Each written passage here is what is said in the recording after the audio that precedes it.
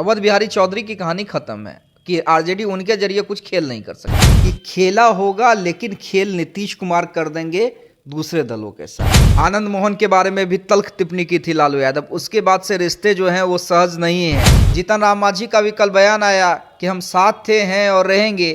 तो इन दोनों विधायकों के बारे में चर्चा है कि ये लोग क्रॉस वोटिंग तो नहीं लेकिन एब्सेंट रह सकते हैं। तो प्रदेश अध्यक्ष दो कारणों से घुमा रहे थे, लेकिन देखिए घुमाने से नहीं होगा। मैंने उस दिन भी कहा कि बिरयानी खा के अगर पलटने का मूड बना लिया तो बिरयानी खाने के बाद भी पलट सकते। देखिए बैठकों का दौर जारी है और लगातार बैठक जो है वो बुलाई जा रही है। 12 तारीख को फ्लोर टेस्ट है।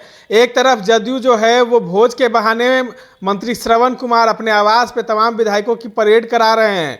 एक तरफ जो राजद है वो भी अपने विधायकों को एकजुट कर रही है और भाजपा तो अलग ही है, ये पटना छोड़ ही दी है, वो गया में तमाम विधायकों की परेड करा रही है। लेकिन आज की तस्वीर आपको देखने को मिली होगी कि किस तरीके से तमाम जो जदयू के नेता हैं, विधायक हैं, एमएलसी हैं, सब पहुंचे हैं। लेकिन कई विधायक जो है वो जो है नहीं पहुंच पाए हैं इस कार्यक्रम में। क्या ये खबरें भी आ रही हैं कि क्या सच में जदयू में फूट के आसार दिख रहे हैं? नीतीश कुमार भी आए हैं, कार्यक्रम में पहुंचे, मात्र 2 मिनट ही वहां रुके हैं। क्या लगता है? हमारे साथ ग्रुप एडिटर अमित झा जी हैं। कैसे देखते हैं सर, क्या बिहार में कुछ ठीक नहीं चल रहा है? खेला हो जाएगा क्या 12 तारीख को?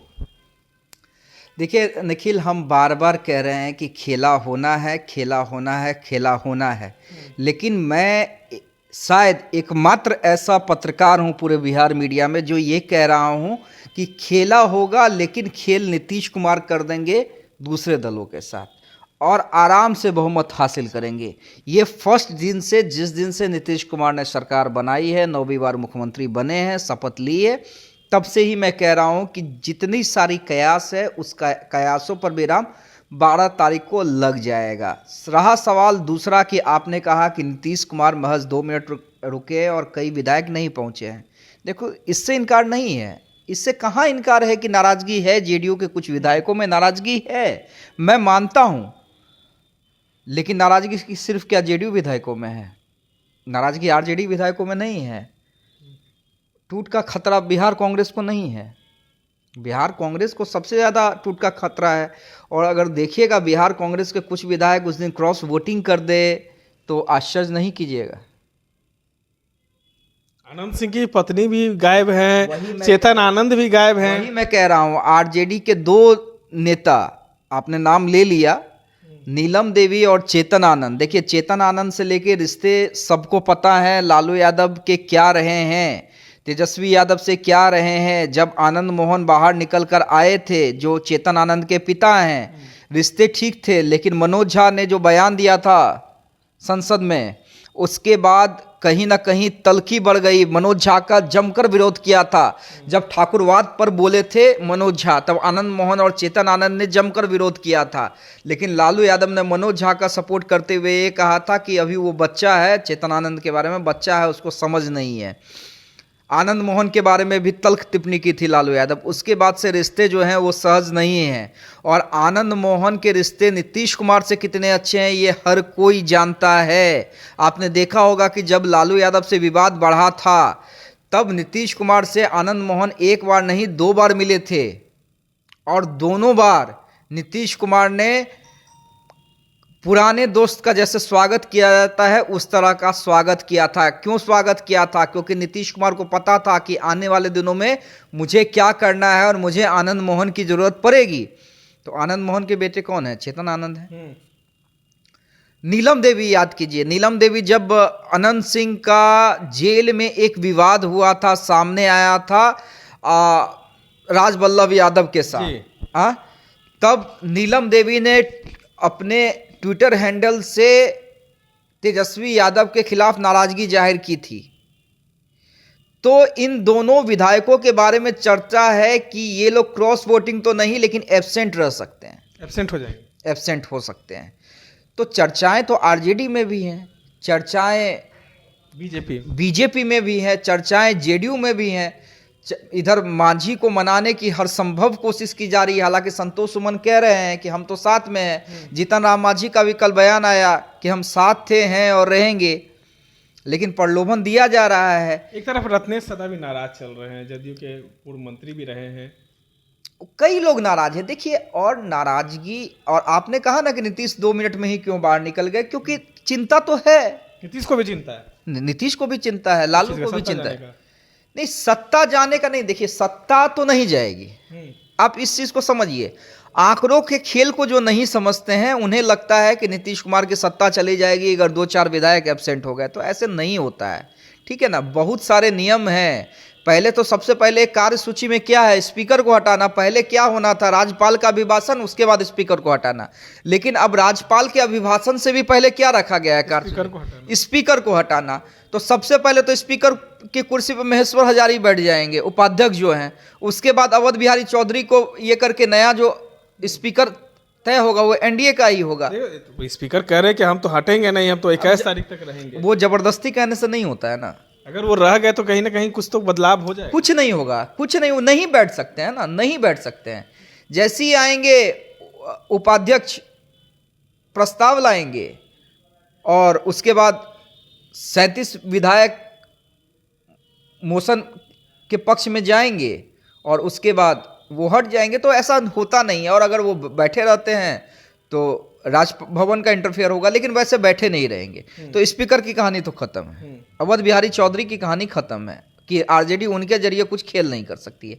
और जब आपके स्पीकर ही नहीं होंगे तब सब पावर विधानसभा के अंदर स्पीकर के हाथ में। इस तरीके से आज मुख्यमंत्री श्रवण कुमार के यहाँ पहुंचे हैं, काफी चिंता में लग रहे थे, हम वहां पे थे। चिंता देखिए, चिंता क्या है कि अगर एक विधायक भी एब्सेंट रह जाता है, देखिए उससे सरकार की सेहत पे कोई असर नहीं पड़ेगा, नीतीश कुमार ही सरकार बनाएंगे, ठीक है। लेकिन एक विधायक भी ये हो जाता है तो उससे मैसेज क्या चला जाएगा, मैसेज की बात होती है कि जेडीयू के विधायक, एक भी विधायक उनके खिलाफ चले गए।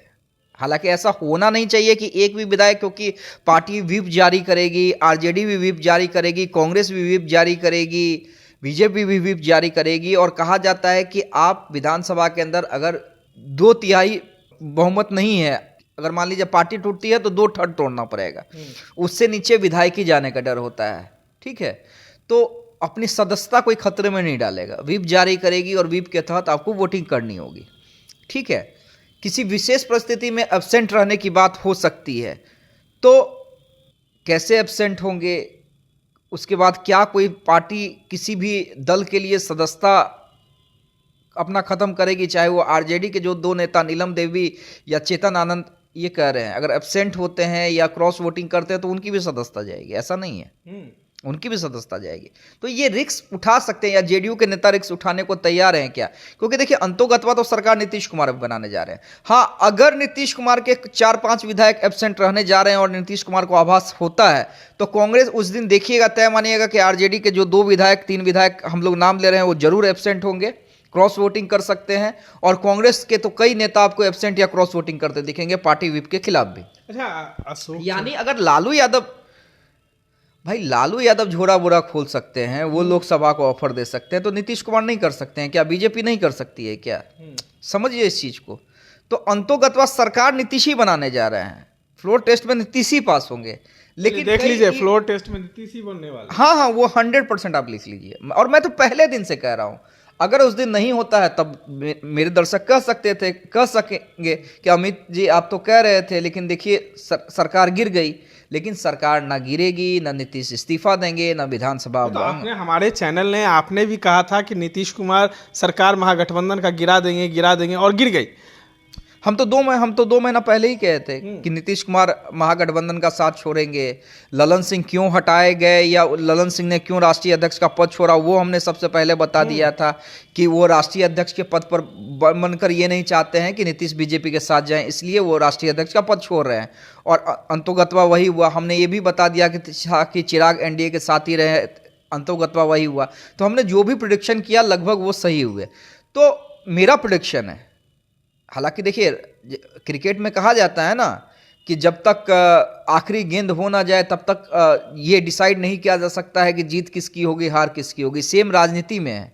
लेकिन जो मेरा राजनीतिक अनुभव है, जो पत्रकारिता के अंदर जितना मैंने राजनीति को कवर किया है निखिल, मैं अभी भी मान के चलता हूँ, 100% मान के चलता हूँ, 99.9% भी नहीं, 0.1% भी मैं ये मानने को तैयार नहीं हूँ कि नीतीश कुमार उस दिन फ्लोर टेस्ट पास नहीं करेंगे।